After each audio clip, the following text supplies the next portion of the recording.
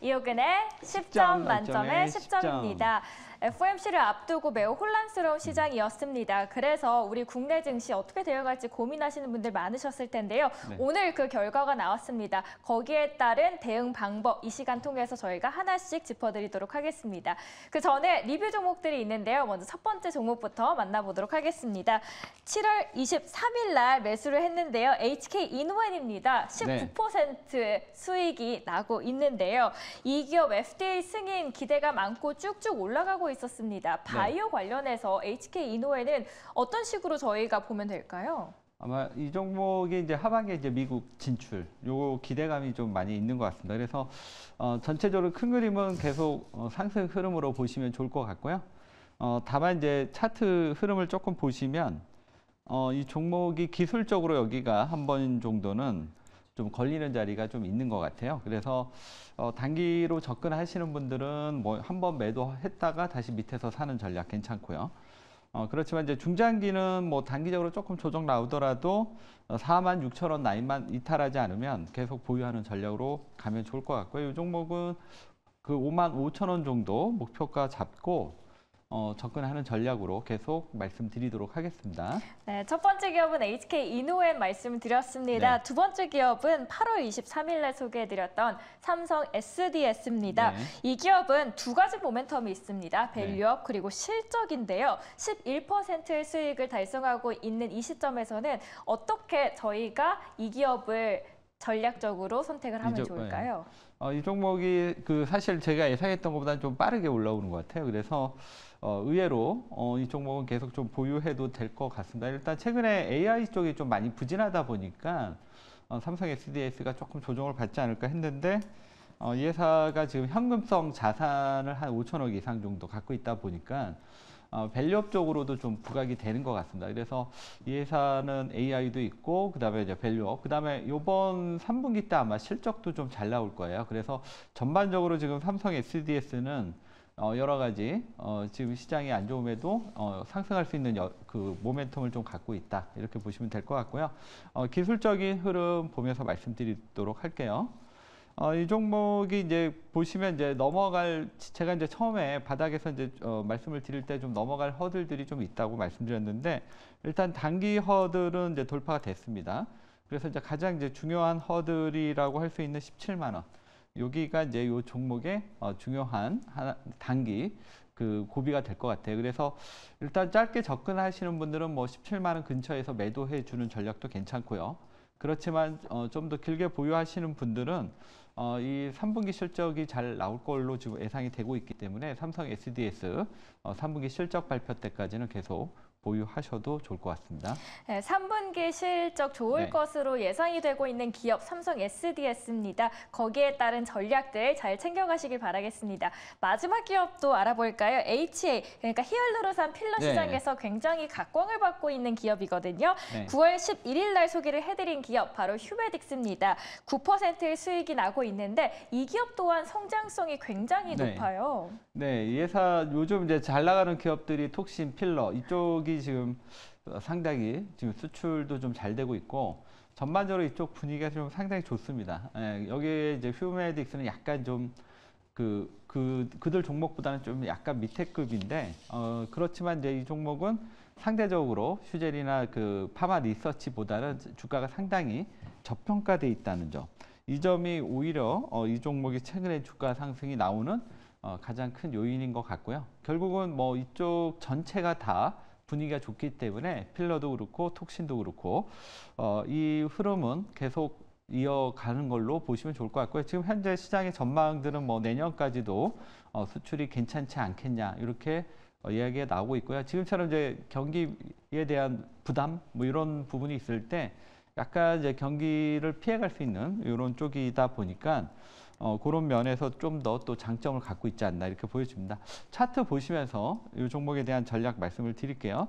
차트는 지금 이 종목이 지금 단기적으로 그러니까 가장 이제 어려운 자리에 들어왔습니다. 그렇지만 이제 여기서부터 단번에 올라왔기 때문에 결국은 돌파될 걸로 보이지만 단기적으로는 37,200원 지난번 고점에 대한 테스트가 한번 있을 걸로 보여집니다. 그래서 단기로 접근하시는 분들은 37,200원 전후에서 한번 차익 실현하는 전략이고요. 그렇지만 앞에서 바닥에서부터 단기간의 급등 흐름으로 올라왔기 때문에 추가 상승을 노리고 보유하는 전략도 괜찮다. 이렇게 말씀드리겠습니다. 단기 매도, 중장기 보유 말씀드리겠습니다. 네, 휴메딕스까지 알아봤습니다. 네. 오늘 연준에서 드디어 B컷을 단행했죠. 여기에 따른 전략은 우리가 어떻게 펼치면 좋을까요? 오늘의 펀더멘털 수급 그리고 추세부터 만나보도록 하겠습니다. 오늘의 펀스튜 열어보도록 하고요. 이 안에서 어떤 두 섹터를 보는 게 좋을까요? 바로 공개해드릴게요. 오늘은 밸류업 그리고 조선입니다. 먼저 밸류업부터 볼까요? 조선부터 볼까요? 네, 밸류업부터 보죠. 뭐. 네, 그럼 밸류업 관련해서 지금 주주 환연 이슈가 계속해서 네. 나오고 있는 이 시점인데요.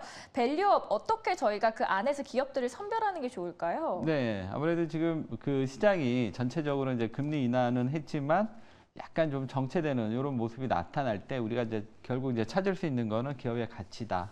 이렇게 보여집니다. 그래서 지금 시장에서 오히려 이쪽이 좀 더 부각될 수 있지 않나. 시장이 혼란스러울 때일수록. 지금 일단 이제 KRS 코리아 이 지수가 9월 넷째 주에 이제 발표될 것으로 지금 예정이 돼 있습니다. 그래서 오늘 지나고 내일 지나고 나면 이제 다음 주부터 본격적으로 이쪽 분위기가 형성될 가능성이 상당히 좀 높고요. 그러면 이 과거에 그러면 이 종목들이 지수가 생긴다고 주가가 많이 올라갈 것인가? 이거는 과거의 일본 사례를 조금 보시면 도움이 좀 될 것 같아요. 지금 현재 어쨌든 이쪽 관련주들이 많이 올랐어요. 이 밸류업 프로그램 때문에 그렇지만 여기서 이 발표가 되고 나서 더 추가 상승 가능할지를 도표를 조금 보시면서 말씀을 좀 드리면 지금 동안 이제 많이 올랐지만 일본 같은 경우 보시면 그 이후에도 발표가 되고 나서도 더 많이 올랐다. 일본 같은 경우 이제 그런 사례가 좀 있었어요. 그래서 그런 흐름이라면 지금 이 KRX 코리아 지수가 발표됐다고 해서 거기가 끝이 아니라 추가 상승도 한번 기대해 볼 수 있을 것 같습니다. 그래서 이쪽 종목들 시장이 혼란스러울 때 이쪽 종목을 한번 보시면 좋을 것 같습니다. 네, 시장이 네. 혼란스러울 때는 밸류업도 한 번쯤 눈여겨보셔도 좋을 것 같습니다. 자, 네. 첫 번째로는 밸류업이었고요. 두 번째로는 조선 함께 만나보도록 하겠습니다. 지금 불황의 터널을 지나온 국내 조선 3사의 이익이 수직 상승하고 있습니다. 신조선가도 올라가고 있고요. 선박 가격이 급등하고 있는 이 시점인데요. 조선 슈퍼호황이 올 시에는 어떻게 저희가 대응을 하면 좋을까요? 네, 지난주 금요일 날 조선이 그동안 좀 오랫동안 좀 시장에서 잊혀졌는데 기간 수급이 좀 많이 들어왔어요. 그러면 이쪽이 여전히 더 추가 상승 가능할까? 뭐 여기에 대한 이제 고민들이 좀 있을 것 같은데 몇 가지 이제 자료를 가지고 보면서 말씀을 좀 드릴게요. 지금 이 자료를 조금 보시면 이 회사의 이제 그 PBR, 적정 PBR은 과거에 수주하고 같이 동행했다. 이러한 과거의 통계를 조금 우리가 볼 수가 참고하시면 될 것 같습니다. 과거에 이제 높은 수주가 나왔을 때 이 회사의 적정 PBR이 상당히 좀 높게 3~4배까지 갔던 적이 있었고요. 그다음에 최근에도 좀 높은 지금 수주 잔고를 갖고 있기 때문에 지금도 여전히 그 단기간에 좀 많이 올랐지만 여전히 추가 상승 여력이 있다. 이렇게 보시면 좋을 것 같고요. 또 그다음 자료를 조금 보시면 그다음에 이 조선주들에 있어서 가장 중요한 게 이제 신조선가인데 신조선가 역시 여전히 강세 흐름을 보여주고 있고 그다음에 현재 수주 잔고만 가지고도 3년 정도는 커버가 가능할 것으로 보여집니다. 그래서 여기에 이제 추가로 수주를 싼다면 더 오래 가는 거고 지금 현재 수주만 가지고도 내년 정도까지는 뭐 주가 상승에 크게 무리는 없다. 이렇게 보시면 될 것 같습니다. 그래서 조선주가 이제 지난주 금요일 날 움직임이 나왔기 때문에 그 오늘 뭐 올라가는 걸 쫓아가는 건 좀 그렇지만 조정 시에는 한번 저가 매수도 가능할 것 같습니다. 네, 바라볼 수 있는 두 섹터가 바로 밸류업 그리고 조선이었습니다. 이 섹터 안에서 그렇다면 어느 기업이 유망할까요? 오늘의 첫 번째 기업부터 바로 만나보도록 하겠습니다. 오늘의 펀수추 보시면요. 펀더멘털 수급 8점을 주셨고요. 네. 추세는 7인데요. 어떤 기업일지 바로 공개해 볼게요. 오늘의 첫 번째 기업은 바로 하나금융지주입니다. 밸류업 속에서 가져오셨고 9월 넷째 주에 밸류업 지수 발표 기대감을 네. 안고 있는데 그 안에서 이 기업은 어떤 매력들이 있을까요? 네, 이 회사는 지금 이제 어떻게 보면 KB금융, 그다음에 신한지주 요 3사 중에서 가장 저평가돼 있다. PBR하고 PER이 가장 낮게 형성이 돼 있고요. 그렇지만 이 회사가 그러면 뭐 KB금융이나 뭐 신한지주만큼 실적이 안 나오냐? 뭐 그런 것도 아닌 것 같습니다. 일단 1분기, 2분기, 2분기 연속 연결 순이익이 1조 이상 나왔어요. 예, 그리고 지금 3분기 실적도 상당히 지금 기대를 모으고 있습니다. 그래서 지금 실적이 이렇게 잘 나옴에도 불구하고 여전히 저평가돼 있다. 이거를 해소하기 위해서 나온 지금 정부의 정책이 결국 이제 밸류업 프로그램이었잖아요. 예, 그래서 거기에 이제 수혜가 될 수 있는 종목이다. 그다음에 이제 이 회사가 이제 4분기에 기업 가치 제고를 위한 또 추가 지금 발표를 계획하고 있습니다. 그래서 지금도 지금 자사주 매입과 소각을 하는데 4분기 때는 이거보다 더 강화된 이러한 그 밸류업 관련해서 주주 환원 정책을 발표할 것으로 지금 예상이 되고 있습니다. 그래서 지금도 잘 하고 있지만 더 앞으로 더 강화시킬 가능성이 있기 때문에 이 회사는 지금 이제 단기적으로 또 그렇고 지금 흐름상 가장 좀 모멘텀을 탈 수 있다 이렇게 보고 있고요. 그다음에 앞에서 말씀드린 대로 다음 주에 밸류업 지수 발표가 지금 예정돼 있습니다. 그랬을 때 우리가 놓칠 수 없는 이런 종목이 아니냐 이렇게 보여지고요. 지금처럼 시장이 좀 혼란스러울 때는 결국 이제 기업의 가치를 찾아가는 게 좋지 않나 이렇게 말씀드리겠습니다. 그러면 이 종목의 차트 흐름을 보시면서 가격 전략을 말씀을 좀 드리도록 할게요. 차트는 지금 아직까지는 지금 계속 박스권에서 움직임이 나오고 있습니다. 그래서 지금 단기적으로 이제 박스권 하단이기 때문에 접근하는데 크게 지장이 없다 이렇게 보여지고요. 물론 이제 이 박스권 상단을 넘어갈 수 있느냐 이게 이제 그 관건이 될 것 같지만 어쨌든 다음 주에 그 K 밸류업 지수 관련 모멘텀이 있고 그 다음에 또 4분기 넘어가면 추가 또 주주 환원 정책도 나올 거고 그렇다면 결국 이 박스권을 돌파하는 이런 모습이 나타나지 않냐 이렇게 보여집니다. 그래서 이 종목이 바닥에 있을 때 저가 매수하는 전략으로 말씀을 드리겠습니다. 가격은 59,000원에서 61,000원 말씀드리겠고요. 일단 단기 목표가는 이제 박스권 상단 정도 68,000원 목표가 잡도록 하겠습니다. 그 다음에 손절가는 밑에 하단부에 있는 54,000원을 손절가로 잡고 접근하는 전략 말씀드리겠습니다. 네, 첫 번째 기업은 바로 네. 하나금융이었습니다. 매수가 그리고 손절가 함께 하단 참고하시길 바라겠습니다. 두 번째 기업 만나보러 가겠습니다. 오늘의 펀더멘털 수급 추세입니다. 두 번째 기업의 펀수추는 동일하게 8점입니다. 그래서 토탈 24점인데요. 네. 어떤 종목일지 바로 열어볼게요.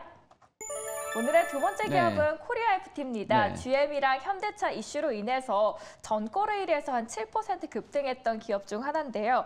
하이브리드 판매 확대 속에서 코리아 FT 어떤 혜택을 더 받을 수 있을까요? 예, 지금 이제 하이브리드가 이제 어떻게 보면 이제 내연기관하고 전기차하고 이제 연결해주는 중간 역할 이렇게 생각을 했는데 지금 이제 전기차로 이제 넘어가는 속도가 좀 늦어지고 그러다 보니까 하이브리드가 의외로 이 사이클이 좀 길어지고 있습니다. 그래서 지금 뭐 2028년까지는 여전히 하이브리드가 계속 성장하지 않겠냐 이렇게 보고 있고요. 그러다 보니까 이제 하이브리드 관련주에 대해서 우리가 관심을 갖게 되는데 이 회사는 이제 현대차 그룹의 캐니스터를 독점 공급하는 이러한 회사입니다. 그러다 보니까 이제 현대차 하이브리드 판매량하고 같이 움직인다 이렇게 보시면 좋을 것 같고요. 지금 이제 현대차 기아가 최소 2028년까지 하이브리드 판매를 확대하겠다. 이렇게 지금 전망이 되고 있습니다. 그래서 2028년까지는 여전히 성장 가능할 것으로 보고 있고 최근에 또 그 제네시스라든가 하이브리드 모델을 더 확대했죠.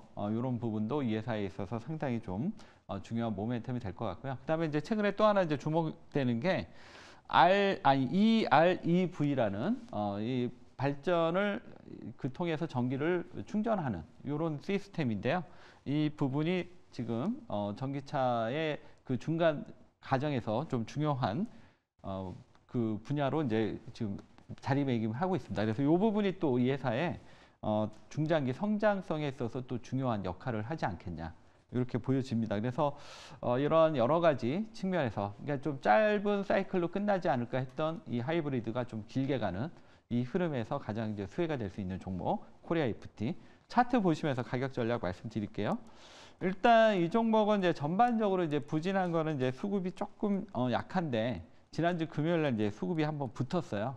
그래서 이 수급이 계속 이어진다면 단기적으로 요 저항선을 돌파해서 지금 8,100원까지 가는 거고요. 만약에 이 수급이 일시적으로 잠깐 반짝하고 다시 꺾인다면 그때는 조금 더 여기서 조정 이후에 나가는 모습 이렇게 보시면 됩니다. 그래서 오늘 거래량이 중요한 지표가 될 것 같고 이 종목은 그렇지만 전체적으로 지금 하이브리드라던가 이 회사의 이제 실적 측면에서 상승으로 간다 이렇게 보시고 오늘 거래량을 보고 저가 매수 전략으로 말씀드릴게요. 매수가는 시초가 또는 6,300원 말씀드리겠고요. 목표가는 7,000원, 손절가는 5,600원 말씀드리도록 하겠습니다. 네, 짧게 끝날 것 네. 같은 하이브리드의 시장 전망이 더욱더 장기적으로 네. 빛날 가능성에 두 번째 기업을 소개해 주셨습니다. 오늘 연준이 비컷을 단행을 네. 했습니다. 두 가지 감정이 듭니다. 진짜 이제 시장 좋아질 수 네. 있겠구나라는 감정과 함께 그만큼 시장이 안 좋은 거 아닌가라는 불안감이 잔존해 있거든요. 네. 이럴 때는 어떤 전략을 펼치는 게 가장 좋을까요? 네, 지금 이제 시장에서 이제 일단은 그동안 이제 고금리에서 이제 금리 인하 시대로 좀 넘어간 것 같고, 이게 첫 번째고 두 번째 이제 경기 침체 우려, 요게 이제 두 번째 포인트인데, 지금 요런 전반적인 흐름에서 오늘은 이제 그 금리 인하 기대감이 선반영됐기 때문에 미국 시장이 크게 반응은 안 했습니다. 그렇지만 요게 이제 어느 정도 반영이 끝나고 나면 또 이제 새롭게 움직임이 전개가 될 것 같습니다. 그래서 경기 민감주보다는 금리 인하 수혜주 쪽으로 좀 초점을 맞춰야 되는데, 그런 종목들, 이 환경에서 시장의 주도주로 나갈 수 있는 종목이 뭐가 있을까? 그것을 오늘 4시 공개 방송에 참여하시면 제가 말씀드리도록 하겠습니다. 그리고 오늘 미국장 보면 반도체가 조금은 더 부진했거든요. 네. 그랬던 이유가 있을까요? 지금 보니까 이제 전반적으로 반도체는 지금 이제 약간 경기 민감주라서 내것이는 조금 어려운 것 같아요. 근데 HBM은 풀려 나가지 않을까 이렇게 예상됩니다. 네, 이렇게 이호근의 10점 만점에 10점까지 잘 들어봤습니다. 이번 남은 한 주 근심 걱정 없는 날들이 빛을 발하길 바라겠습니다. 지금까지 이호근의 10점 만점에 10점이었고요. 저희는 내일 또 다시 이 시간에 다시 찾아뵙도록 하겠습니다.